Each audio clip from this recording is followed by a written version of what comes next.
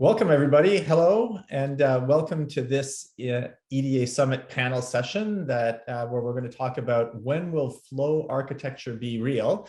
And by the way, what will it take to get there? So my name is Sean McAllister. I'm the Chief Technology and Chief Product Officer at Solace.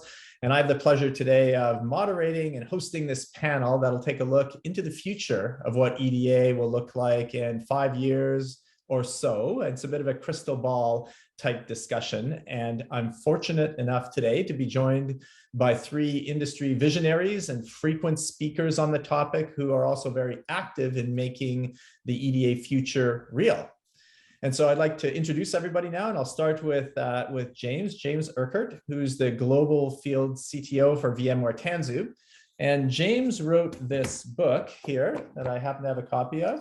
So Flow Architectures, that talks about the future of event-driven architectures later, in the distant future or not too distant future. And James, I'm still waiting for an autographed version of this, buddy. So, when you get around to it, send one over. Sure. And and during the writing of this book, James collaborated, and as we might find out today, had a few debates perhaps with our second panelist, Clemens Vaster. And Clemens is a principal architect at Microsoft working on messaging and eventing services and standards.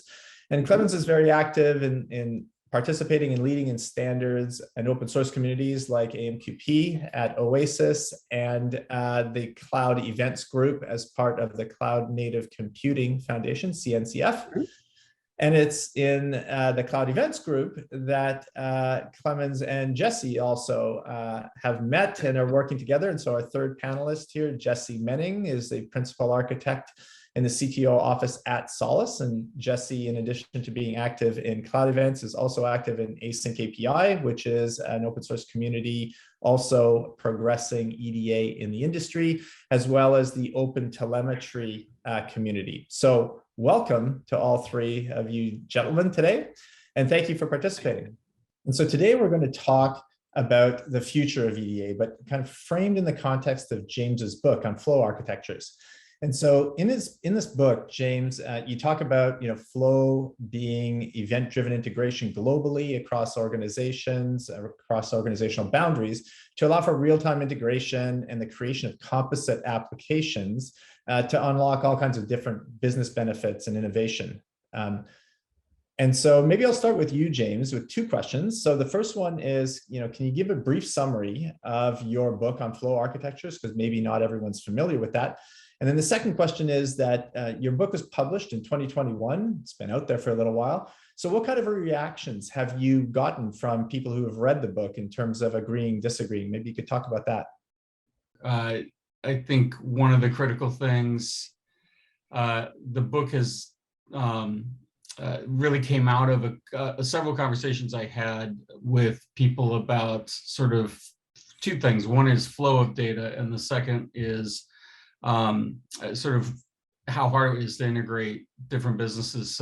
Even with the API economy, there were several issues, especially around real-time exchange of data. And so sitting down one day and was very honored to have a brief conversation with Tim O'Reilly, in which he asked me sort of what were some of the things I was working on at the time. And I said, I'm just obsessed with this idea that if we could find the right standard interfaces and standard protocols for enabling connections and exchange of data via event streams using an eventing model that is flexible enough to handle several different types of event streams, ranging from sets of events to individual discrete events and all kinds of things.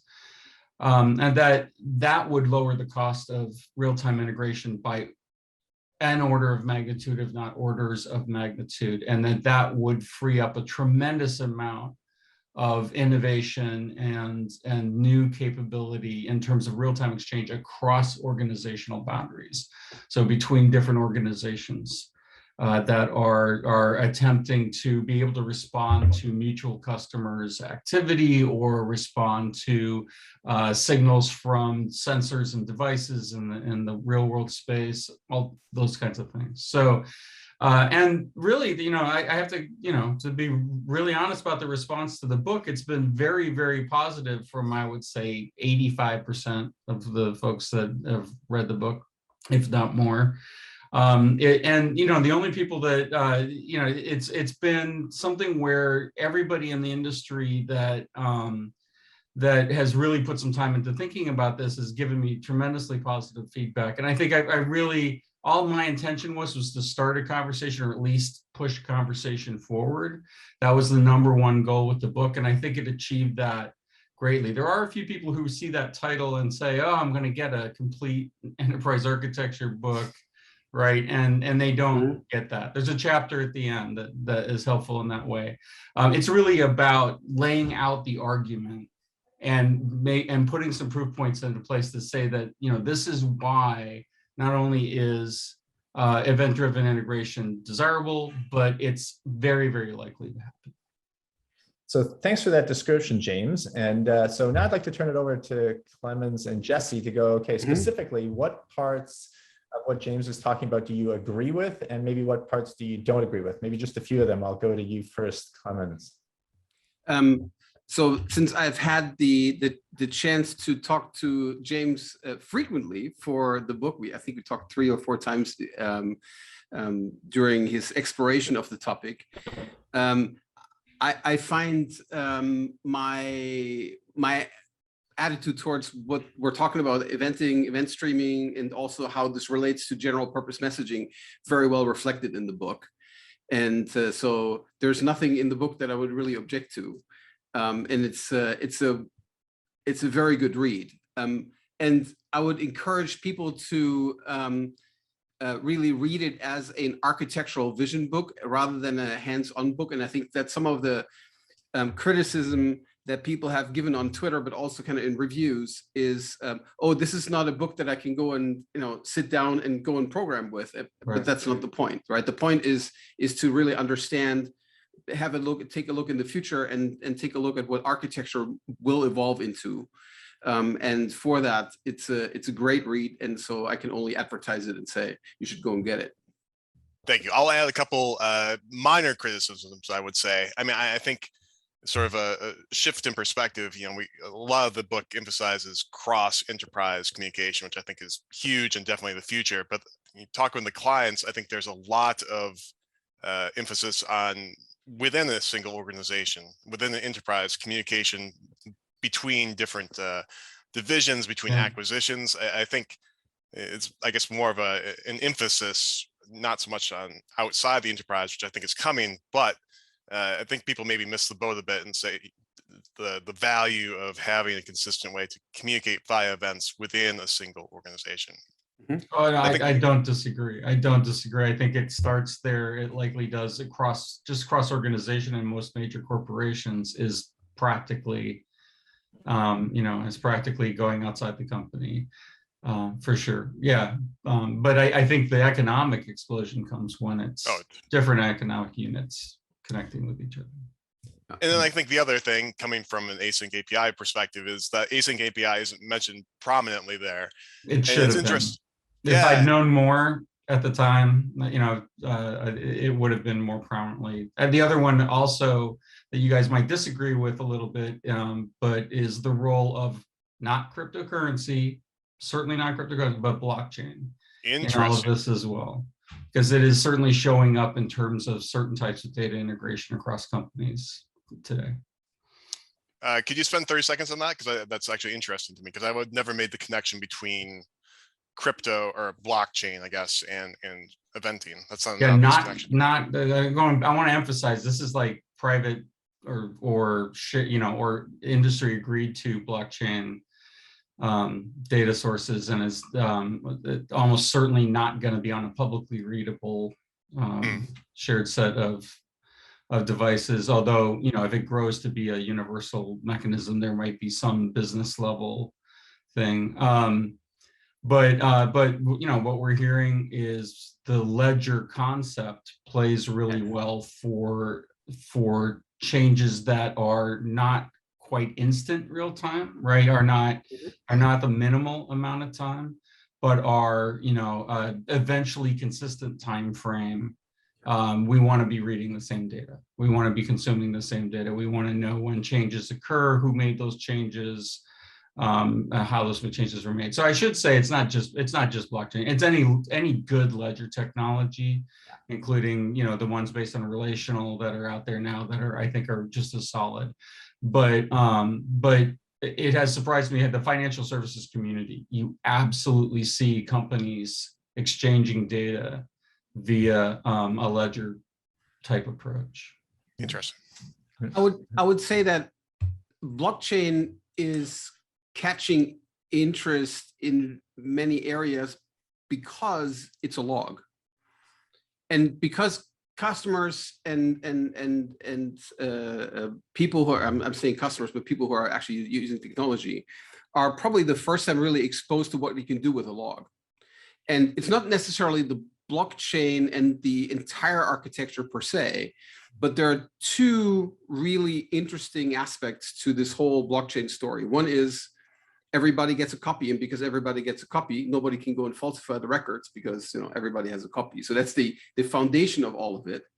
And then so just the ability to go and have data and give it to multiple subscribers so that everybody has a copy is something that for someone in this space is like, okay, right, special, right? But right. it's for many people who are building solutions, it is something that is very different because all they know is a database. Yeah. And this whole notion of replication is something that's foreign to them. That's the first thing. Then the second is that you can actually make sure that everybody knows that no record is missing. Meaning the chaining of those records using a digital signature is something that kind of adds to this capability. But this whole story about consensus and who gets to write is not as important in many scenarios because there's usually a natural authority for each context, which means the consensus finding is something that you really often don't need. Right, which is why I say it's more private block. It's probably going to be like, Walmart has a blockchain that they require their vendors to write to for certain activities, so that if they want Walmart to be aware of those activities, right? But I still say for a huge chunk of what we're talking about, it's easier to subscribe to a stream temporarily to get some data than it is to temporarily be part of a blockchain and then disappear.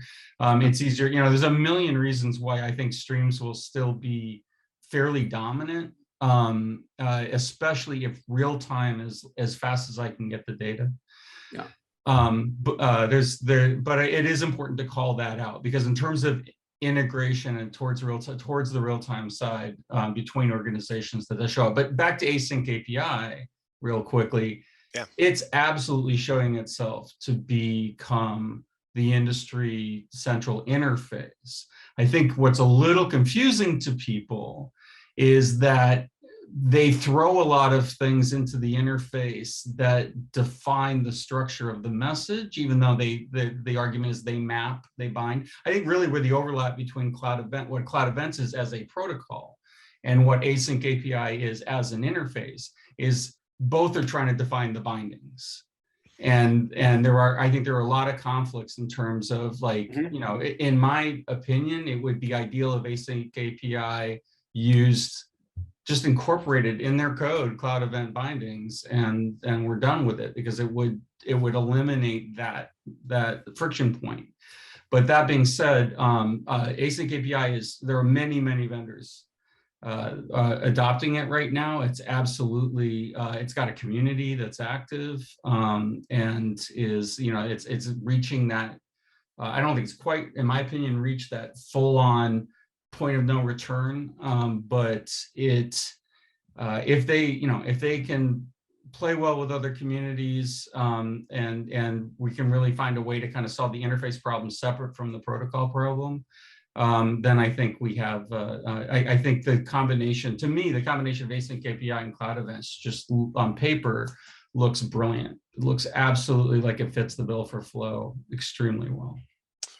Yeah, and I think I would agree. I think having that, there's nothing, async API does nothing to promote interoperability per se. There's no way to create the standard metadata that I agree is really key to establishing context as you move events across enterprises. So there does seem to be some large gaps for each of them to fill in their respective And by the way, areas. for folks who don't know, when I say bindings, I'm talking about mapping the information passed to async API or cloud events to MQTT or to WebSockets or to whatever the underlying wire protocol it is that's going to carry that data that's understood by numerous other technologies on the other end. And so, yes, standards are so important towards, global adoption of anything, right? So that you can have, very easy interoperability. This is one barrier that needs to be removed. There need to be standards, but maybe you guys could talk about other barriers that you also see that need to be removed in order for Flow to be adopted globally. Event-driven architecture is not well understood yet. And which means we're not at the point yet where they have reached critical mass in the form that HTTP or gRPC have reached critical mass, because request response is something everybody understands, and everybody understands that because it's the equivalent of a local call, but you do it remotely. And one observation I make, and this is helpful to me at Microsoft, is that Windows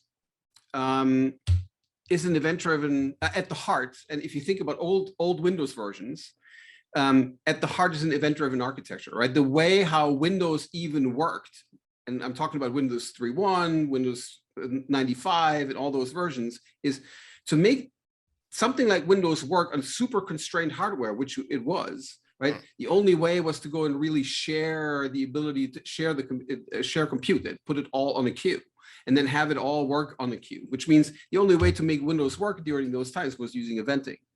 So ultimately, the way how you wrote Windows programs back in the day is to hook event handlers into the queue that is the Windows queue, and that's how you wrote applications. And eventually this turned into a more imperative programming model, but the origin of Windows, the origin of a GUI infrastructure is all reactive. And so what we haven't done yet is to go back to this model of building reactive programs truly with a reactive source, which meaning sourcing events from the resources we have in our applications and the resources we have generally in the environment that we're dealing with. We're still thinking of imperative sources that we have to go and query, and there's some driver that is the application that goes and queries different places and then goes and creates a context out of them. Instead of saying, no, those things actually change their state. Why don't they tell us that state? Now, that's a mind shift where we have to, we already had that mind shift once in the GUI times, right? And now the question is, what is the mind shift here for cloud applications to go back to that model? Because we have proven to ourselves as an industry, right, something that will probably not be so familiar to people who are in the industry not for like 30, 35 years, but we have proven to ourselves that that's a very effective, efficient model, and it also provides very broad extensibility, right? So that's for me, that's the biggest inhibitor, more than even lack of standards. There are some standards areas where I would like better interoperability, certainly on the wire, and where I would also prefer not to have more proliferation. So we have async protocols which work really well. MQTT and MQP work, and they are good for asynchronous flows, and I would prefer not to invent more, but rather use those, and then complement that obviously with HTTP, also HTTP3 with the async capabilities that it has there, but like stick to a small set of protocols. But architectural mind shift, I think, is the first thing, and we're seeing that more and more. Yeah, so I would start by, first of all, I cannot disagree with that. I think that's the number one thing is, if you think about the time frame it took for the API economy to really kind of take off, right? You even had AWS doing their thing pretty prominently by the time most organizations said, hey, maybe I should have a public API for functionality and data that my partners may want to use or my customers can take advantage of. So I think we're in that kind of relatively early stage. I do think, I think one of the other things that may be slowing things down just a little bit as well is people kind of think that they have what they need within the cloud provider that they're using. And so the cloud providers so far, and Clemens, maybe you could talk to this, but the cloud providers so far have looked, I would say 2 of them have looked at the standards that are out there and have said, yes, we need to participate, we need to be active in it. But none of the 3 have announced that, yeah, it's super easy for you to connect events to our competitors. So I think within I think that's fine. That's natural. I think there's such big boundaries when you talk about the customers of a given cloud provider that it's really not something that that is, you know, a horrible thing that the people aren't doing what they should be doing. It's none of that. I think it's just natural evolution. This is one of the reasons why the time frame for me is still like 8 or 9 years to see Flow really be mainstream, is because there's just so much work left to do to get, you know, I mean, monetization, you know, the security. There's not even a standard way to agree on you know, how you communicate security protocols and keys and things like that, right? There's some basic things that are missing that need to get there. Yes. Yeah, and I think, you know, you talked about a little bit about making things real, and Walmart, I think, is a good example that you raised. Maybe you can talk about it a little bit later. But I think the most interesting client that we have here at Solace is the FAA, and they've got a fantastic, you know, the FAA produces a lot of flight data, and the airlines actually have access to that real-time flight data through a program called Swift, and that's, you know, probably the most advanced interorganizational real-time data flow that I personally know of, both incoming and outgoing data. But the friction involved with onboarding a new airline, particularly obviously the security requirements are very high for the FAA, I think really highlights both the utility of this real-time data. I think it's really improved the efficiency of the US airspace, but also the challenges to date. There's so many manual processes involved with getting this data available, about how far we have to go. And so in a way, I do feel like it's, you know, there is definitely a cultural mind shift, but I do also think there is sort of a, you know, a tipping point phenomenon where eventually enough information gets available on the worldwide flow that becomes undeniable that you want to be a part of it. Yeah, I mean, go ahead.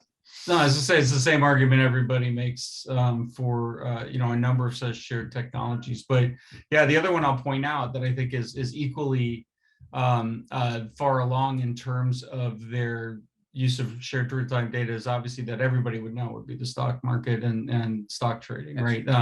So they've been incredibly advanced, although they're only just now getting to the point where they have the standards to make the friction of becoming a part of that exchange easier. And they've, interestingly enough, they've also had to have tiers of service, right? Levels at which you get real time.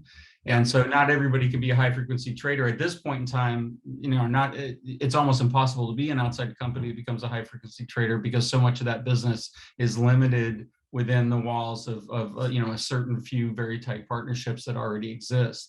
But you can be, you know, you can be slightly delayed fairly easily today compared to what it would have been before. A 15-second delay was what you had to accept, but you can be less delayed than that. So just as kind of an example of how these evolutions happen. But to your point, if we begin to standardize, there's streams that we're not talking about here that have lesser value, where time decay is less obvious, where I believe that's where we're going to discover that, hey, if we can take advantage of removing time delay and the decay of data value over time, if we can take advantage of getting there sooner, we get much more value if we get there sooner. And inventory data would be one that would pop up. And when we talk about Walmart, and I don't know details of what Walmart is doing, but what has been reported in the past is that Walmart is beginning to say, let vendors know that we're going to require you to stream data that we can receive around your inventory. We're going to stream some information back to you rather than strictly using an API approach. Now, this is still their custom stuff. It's not standardized or anything, but But that idea that, hey, just, we don't want you to keep calling us and asking us, do you have any updates? We want to be able to send you the updates when we have them. I think is incredibly important. And it could be that there's some of this that's out there already, but it was fairly recently reported that they're making a concerted effort to make that shift. And I would say real-time inventory is so important across the entire, not only the retail industry, but the manufacturing industry and elsewhere, that it will be a major shifting point for events. Now, you've talked about Walmart and the FAA and the stock market, and that's all, that's fairly large oceans to boil. I just want to throw in a quick example, since we're talking about also examples of where that's useful, and I want to give you a small one. That's probably more like for someone who wants to try things out right now. It might be something that's relevant. In addition to my Microsoft job, I'm also kind of the shadow CTO, if you will, of a German professional soccer club. And as in that role, we've done a new ticketing system, or actually we've integrated with a new ticketing system because the old one was kind of running out of overcapacity. The way how that integration worked is that ticketing system is raising every state change about all the records that exist inside the ticketing system, about all the accounts, but also about the tickets sold.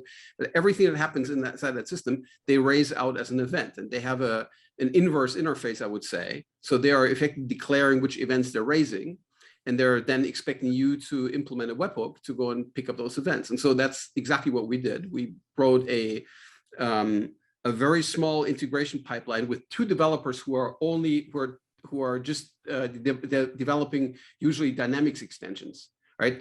They're not even working on C#. So I said, okay, so you guys are now going to go and write an Azure function, which they did, and then they put these events that they caught into a queue, and then they put the relevant information there into that queue, and they wrote this very simple extension of the ticketing system that is then effectively realized through their own ERP system. And then also on a different route, tickets sold also get then into the access control system for the stadium, so that whenever a ticket is sold or a ticket is then canceled or whatever worked on, that gets flowed into the access control system, so that if you show up with your ticket and you scan it, then the access control system knows whether you're allowed or not. And then all of that is realized through effectively handling discrete events, right? It's just state changes that are being emitted in the ticketing system. The ticketing system has no knowledge of that ERP system, but just handling those events realizes that integration.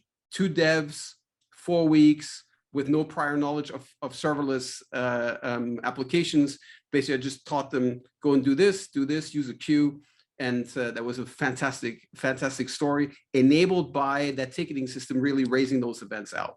So it's something that everybody can do if you are exposing effectively the state changes you have in your system and make them handleable by others. Yeah, nice move forward for sure. So maybe, sorry, Sean, I was just saying, just imagine if real quickly, if we going forward, then people build standard libraries for connecting, handling, processing the protocols and the data. And basically all anybody has to say is, hey, just go to your browser, your programming framework or whatever it is, and call this API and everything will get taken care of. Right. That's the future I see. Yeah. Yeah. And that becomes key, right? Easy makes everything happen. Right? Exactly. Well, that's the lowering the cost of integration. When I say that, it's got to reduce toil, it's got to reduce risk. It does both of those things, it reduces cost, right? So totally. So let me ask for a quick, as we wrap up here, as we're getting to the end of our time, maybe why don't we do a quick 15-second for each of you, given that you've been looking into the future of what event-driven can be, maybe what would you suggest as an action to our architects and developers now listening to you to say, how would you move your organization towards a flow architecture? What's the thing that you would advise them to do that's possible to do today? Why don't we go, Clemens, why don't you go first?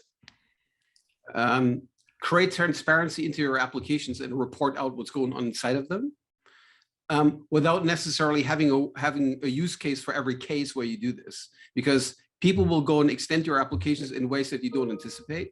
So go and raise out events, right? Tell people what's going on in the state of your application so that they can go and react to it, and be liberal with how many events you raise. That's what you should do.